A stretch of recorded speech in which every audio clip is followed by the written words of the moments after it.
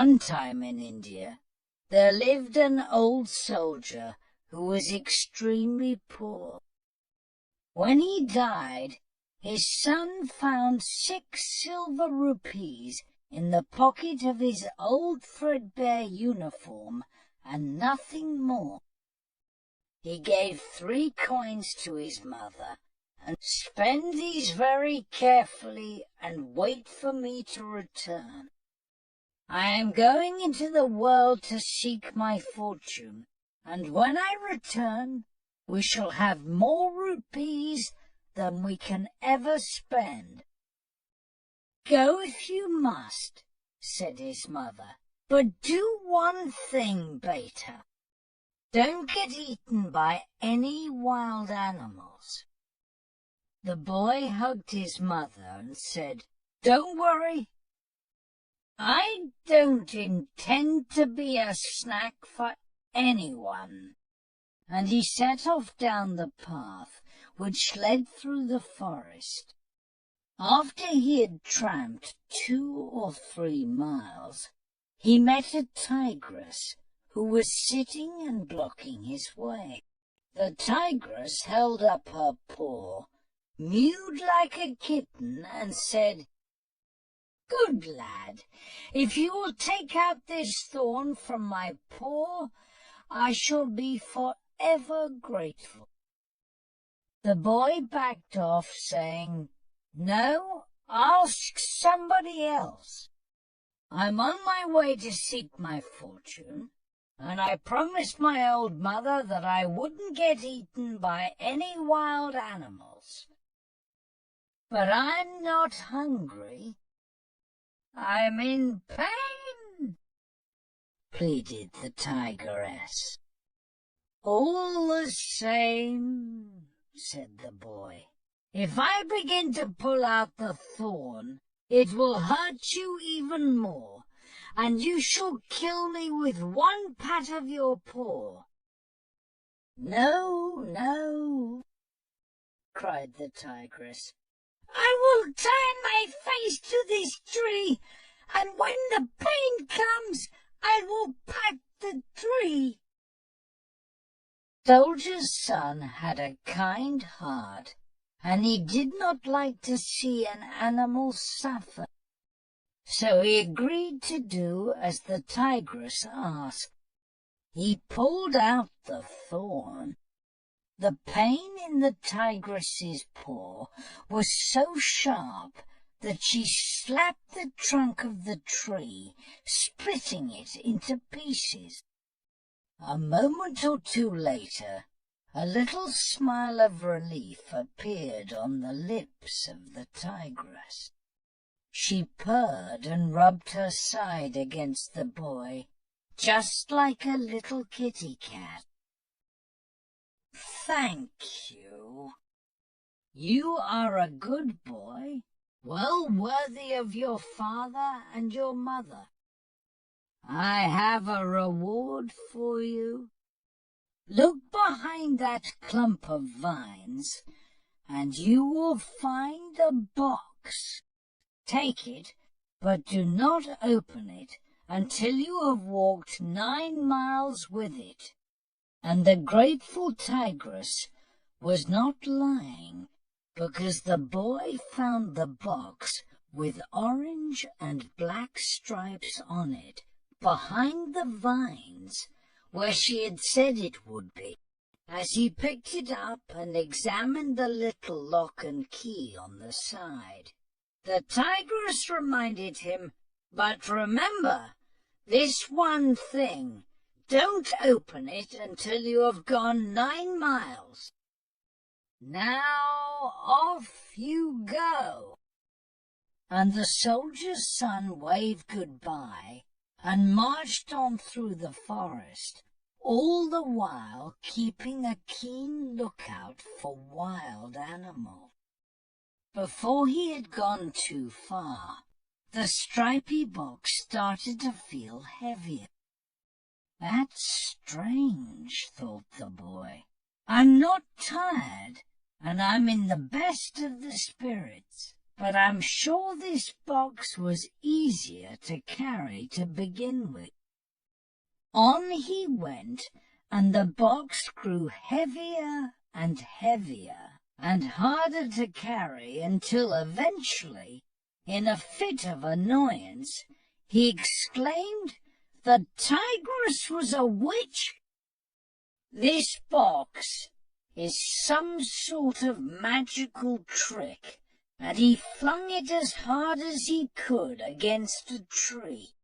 The lid flew off, and much to his surprise, he saw a little man spring out and start running around in circles, waving his hands in the air while making a noise like buzzers. The little man was no higher than the boy's knee. He was dressed in a soldier's uniform, just like the boy's father had worn, and his long grey beard trailed along the ground as he ran all over the place, buzzing like a bee. "And who are you?" demanded the soldier's son. Immediately the little man stood to attention and saluted. "I am Sir Buzz, sir," he shouted, just like a soldier on parade. "And why are you so small?" asked the boy, trying not to laugh at the little man. "Because you threw me out of the box too soon, sir.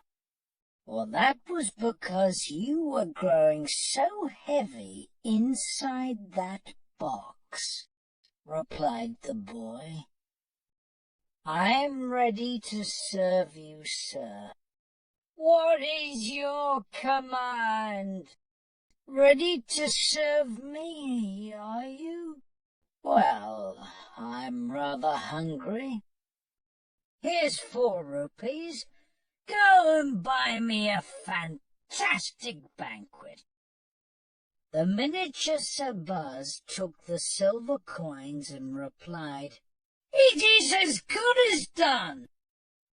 "I'll be back in a jiffy, sir." Then there was a buzz, a whiz, and a bang, and Sir Buzz shot off through the air. He soon arrived in the town and landed in the market, just on top of the stall that was selling flour. The little man held out a silver rupee and demanded, "Give me a sack of flour double quick." But the stallholder did not reply. You see, Sir Buzz was so tiny that he failed to notice him. "My boss is very hungry and growing impatient for his dinner," called out Sir Buzz, stamping his foot. The stallholder seemed to have been deaf, because he still did not notice the little soldier until he began to buzz and whiz and bang like a firecracker. That got his attention. Now he saw him, and more importantly, he noticed his silver rupee. It seemed unlikely that one so small could carry a sack of flour, but he managed it with ease and flew off to the next stall, where he bought some vegetables, including mooli and carrots. Next, he bought some spices, and finally some cakes. His sack full of food was far bigger than him, but he had no trouble pulling it along, and then with a buzz and whiz and bang, off he flew back to the boy. It turned out that the magical tiger box contained a kitchen full of cooking implements, and soon Sir Buzz had a fire going and was chopping and peeling and stirring. The banquet smelt fantastic and tasted even better. The boy ate his fill, and Sir Buzz exclaimed, "Is that all you can eat? Don't you like my cooking?" "It's truly delicious," said the boy, "but I'm stuffed. There's enough here to feed an army. There's barely enough for one soldier," exclaimed Sir Buzz, and he gobbled up the rest of the food without any trouble. He wiped the corner of his mouth with his sleeve and said, "Well now, sir, time to put our best foot forward," and with an extra loud buzz, whiz, and a bang, both of them flew off to the city, where they set their feet down in the bazaar. "What wish is closest to your heart?" asked Sir Buzz.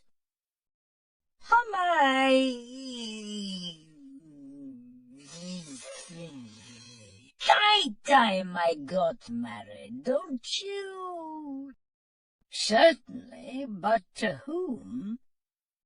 "To a princess, of course." "Of course, sir," replied the little man, while snapping his heels together and saluting. There was a danger that somebody in the bazaar might tread on Sir Buzz by accident if he stayed on the ground.